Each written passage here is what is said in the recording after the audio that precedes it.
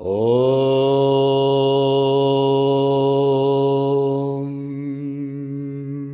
Kayena vacha manasyendrayirva bhutyatmanava prakriti swabhava karomi adyat sakalam pareisma Narayanayeti samarpayami Narayanayeti samarpayami.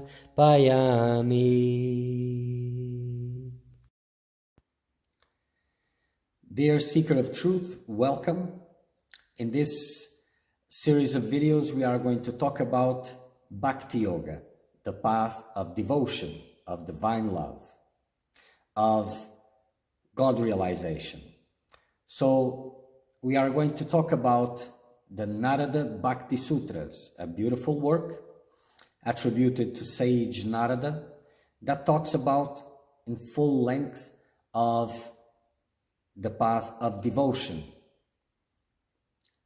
May you all find inspiration in this work. May you all find meaning and purpose in your spiritual quest through these words.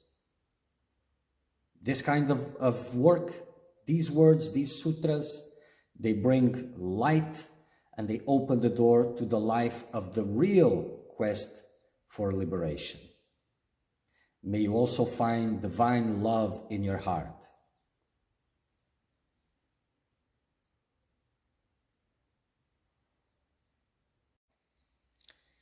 Moving on, Narada Bhakti Sutras, Chapter 7, Knowledge and Devotion. Sutra 28. In the view of some, knowledge of the object loved alone is the means to attain devotion. So in the view of some, if you don't know what God stands for, what it represents, if you don't see it as divine, if you don't have this reverence towards it, that exalted being, then devotion cannot be developed. So bhakti must be preceded by the knowledge that the object of one's devotion and worship is the Lord, is God.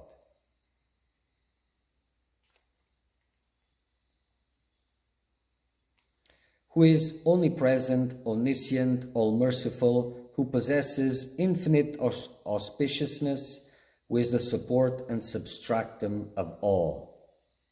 So bearing this in mind, what the Lord is the means to develop devotion, because it elevates your love. Without this knowledge, there won't be no faith in God. Without faith, there will be no attachment to God, and without attachment, there will be no lasting and intense devotion.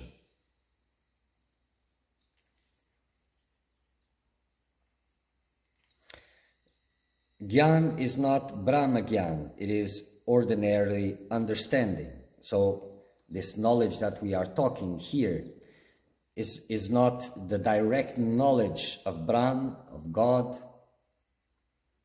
but the knowledge of the concept of God, at least of that, and the vision of its majesty, not the direct experience of it. Because it can be misunderstood that to have devotion, you must have Brahma Gyan, the realization of Brahman. But it's a different knowledge.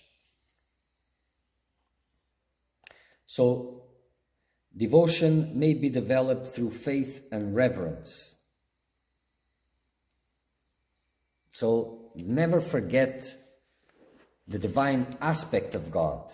Don't bring it to a relation of equal, because then your love remains at the same level. It's the same with your guru, for example. Don't mistake your guru for the body and these activities for human activities. This will help to elevate your devotion, your vision. Sutra 29.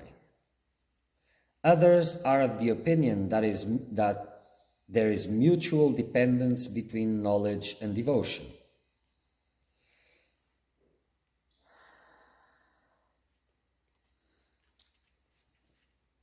Yes, to start with the information, knowing about what God represents, its divine majesty, is very important. But there is a limit in this, and as you grow in devotion, you will grow in God's realization. So your wisdom will increase, and that will enable your devotion to increase even higher. So they go hand in hand together. Again, here knowledge doesn't mean God vision. As one advances, so will the other, and vice versa. One cannot know God without love and exertion, because attachment to worldliness, without exertion, you cannot break those attachments. And while those attachments are there, it is very difficult or even impossible to have devotion. So they come hand in hand.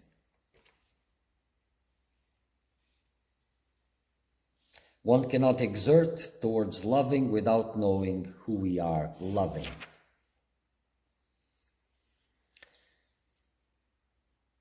In the Gita we find, the man who is full of faith attains wisdom, because he attains the object of his faith, and that is wisdom, supreme wisdom. Also we find, to them ever harmonious, worshipping in love, I give the yoga of discrimination by which they come to me.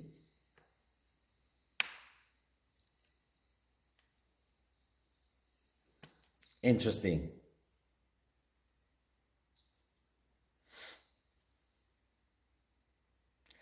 And this is why the scriptures of Vedanta start with a heartfelt prayer, because those who are following those scriptures, those who can follow those scriptures, are those who are worshipping love, worshipping God full of love and reverence. So Krishna says, to them ever harmonious, worshipping in love, I give the yoga of discrimination by which they come to me. And again he says, by devotion he knows me in essence, who and what I am. Having thus known me in essence, he forthwith entered into the Supreme.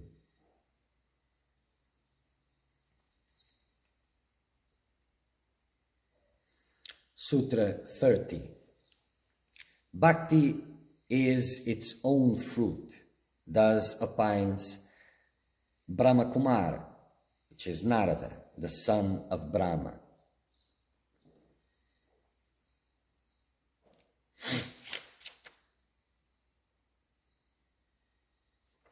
So here Brahma, Narada, maintains what he already said, that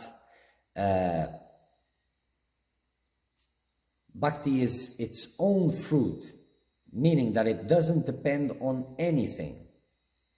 So others are saying that you need to know God, others saying that knowing God, loving God goes hand in hand, and as one grows, the other grows. Narada says that Bhakti, it's his own fruit. It doesn't depend on anything. So these are not saying that one is right, the other is wrong. These are different visions of the same. And in a way, they all speak about the same. Because like I said, bhakti, devotion, is the basis of them all.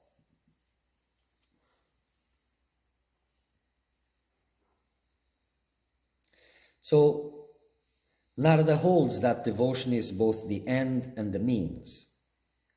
Bhakti is both the root and the tree of spirituality. Yes, that is.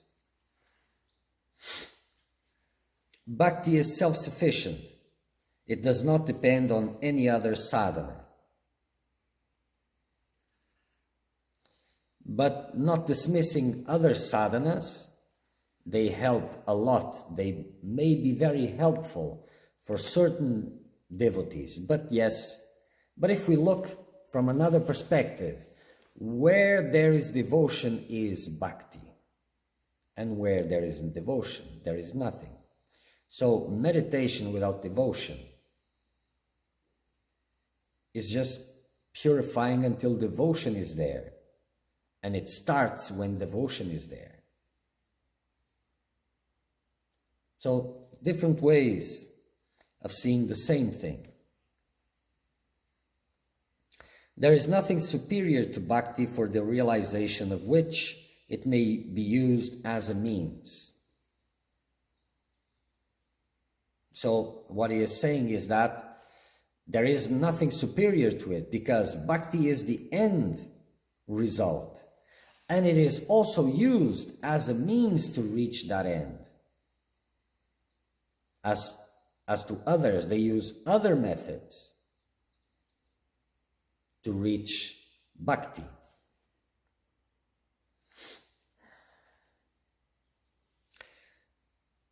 A true devotee practices devotion for its own sake, for devotion's sake.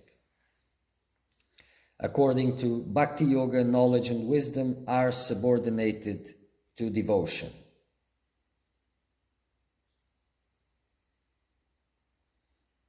Well, I agree completely with this point because, like I've repeated again and again, there's no fruits of spiritual disciplines without devotion. So, in a way, yes, they are all subordinated to devotion. But I cannot dismiss them that quick because, like I've mentioned also, when devotion is not possible, other disciplines make possible for devotion to come. That's what they're doing, even if the seeker doesn't know.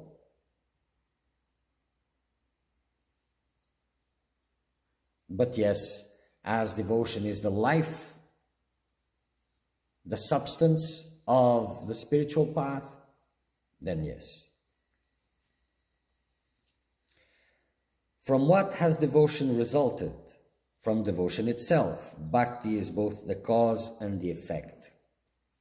Bhakti is not the fruit or result of any practice. All practices enjoined by the scriptures are only to remove the ego or veil. And that will allow bhakti, devotion, to come.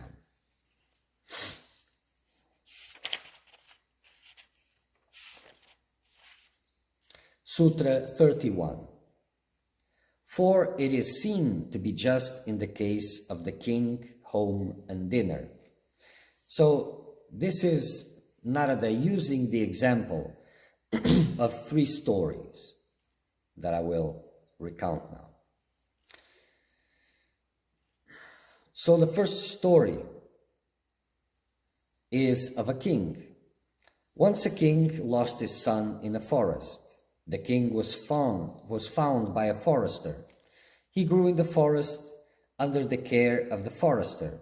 Neither the forester nor the child knew that the child was a prince. Later on, the truth was known and the prince was taken to his kingdom. When the boy was ignorant of his parentage and considered himself a mere forester, heard of his parentage accidentally, nothing new was produced. But he is only reminded of an existing fact. Even so, one is reminded of our true status when one realizes the Supreme Self. So this is the first story. Just as the boy had been a prince all along, a devotee has devotion in him before the time when he begins his spiritual practice, during the period of his practices, and even afterwards. Devotion is always there. Sometimes more difficult to be found, but it is always there. And the second story of the home. A man goes on a long pilgrimage. For many days, he wanders about and endures many hardships. He experiences several kinds of troubles. He cannot enjoy during his journey the conveniences which he enjoyed in his home. The home continues to be his home even in his absence, but the distance which stood in the way of his enjoyment is removed when he comes back. The pleasure experiences are again revived as soon as he comes back. So if the devotee goes away from the presence of the Lord, as the pilgrim goes away from his home, he denies himself the happiness in the time being. But if he practices devotion to the Lord, he will reach his own home and commune with the Lord and enjoy divine bliss. So this is the second story. And the third story, about dinner. When a man is hungry, he is unhappy. The food doesn't produce any new satisfaction, but only removes the disturbance caused by hunger. It removes hunger, the source of unhappiness. When the uneasiness is removed, the natural satisfaction remains undisturbed. So these illustrations indicate how spiritual practices really work. They remove only the obstructions to the natural experience of the self. Simple analogies, but direct ones. Sutra 32. Not by that, by the mere knowledge of things, does the king becomes a king, nor does the man becomes a man. So, not as a result of hearing the news does the boy becomes a prince. He was a prince already. No status was added to him by hearing. So in the case of the devotee is the same. He will find nothing new. His divine nature, God, has always been there. The pilgrim's satisfaction is already there. Nothing was added to him by his return to the home. Mere knowledge of food and its ingredients cannot satisfy hunger. You must eat the food. Even so, mere knowledge of God cannot develop devotion and give peace. You must strive for God realization and reach that. Mere intellectual knowledge is not enough. Direct experience is a must. The followers of the path of devotion oppose those who hold the view that knowledge is a means to attainment of devotion by the aid of the above illustration.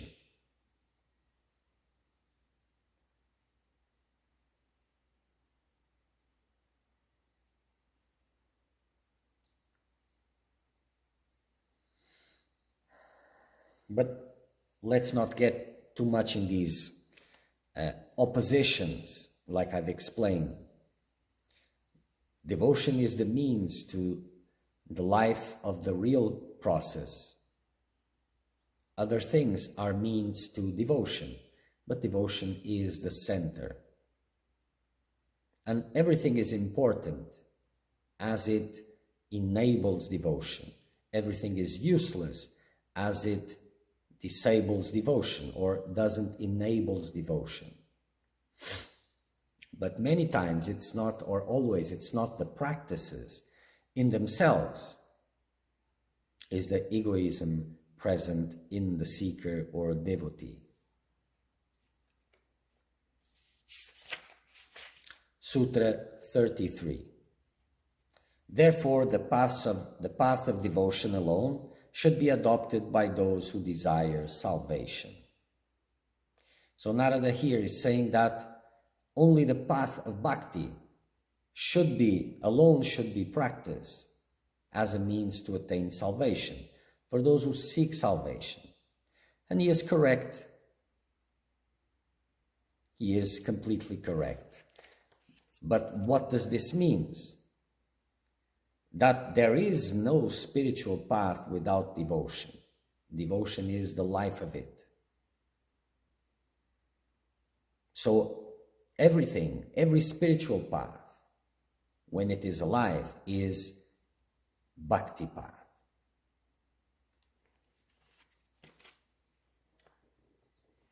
And if you don't see that everything is a means to devotion, you're not seeing, you're blind.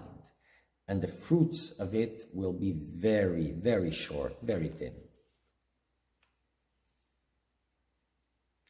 The royal road to liberation is devotion to God. Devotion is a sure, natural, easy means to liberation.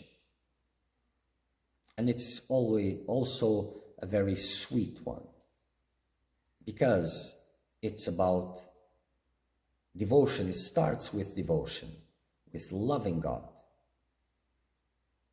And this quest is about love, is a love story. There are few people who are really intellectual enough to grasp the subtleties of the metaphysics of Sri Shankara. Yes, Sri Shankara had a brilliant mind, and it's not anyone that can understand this. And fewer have the humbleness to be able to get fruit from it, because the majority that understand it are blind by their own arrogance, by the brilliance of their own intellect. The path of devotion ends at the same place as the path of Gyan. Parabhakti and Gyan are the same. And this is correct. There's no difference between self-realization or God-realization. It is the same end. And the path of Gyan is very hard, very difficult, very beautiful also. The path of Bhakti is very sweet. When they come together,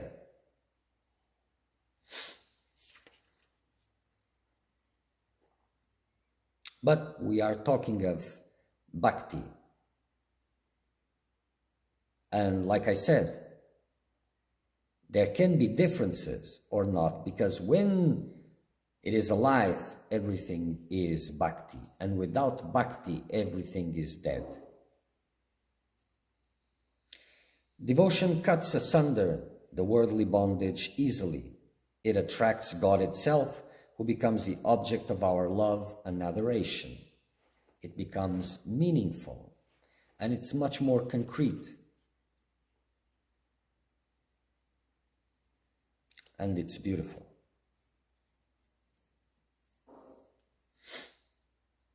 Final emancipation. Okay, one point, devotion cuts asunder the worldly bondage easily, because the worldly attachments that are the bondage, they are directed to God. So attachment leaves the worldly objects and directs itself to God. And now this attachment to God pulls you from all worldly things and brings you closer to God, to become one with God.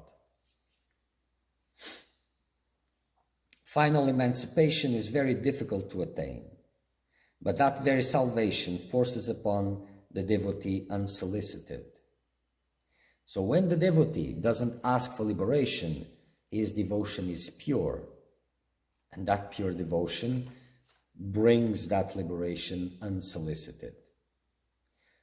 While he solicits, he wants that liberation, that devotion is not pure yet, so he doesn't reach it. Therefore, aspirants should practice devotion and devotion alone. So all life, all actions must become an act of devotion. Now, if you separate what are the actions of your spiritual practices and the rest, you shouldn't, number one, but all spiritual practices must be performed as an act of devotion. All of them.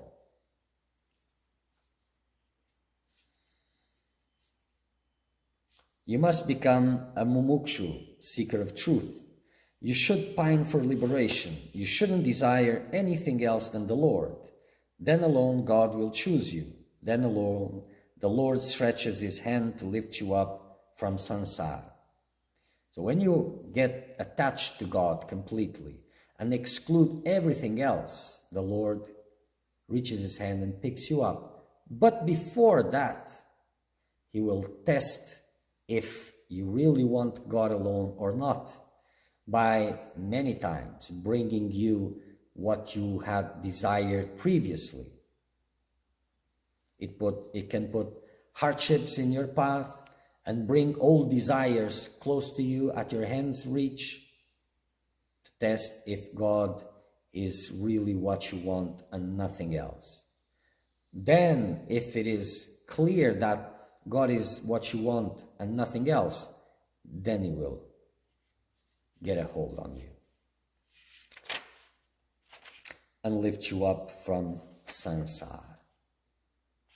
Okay.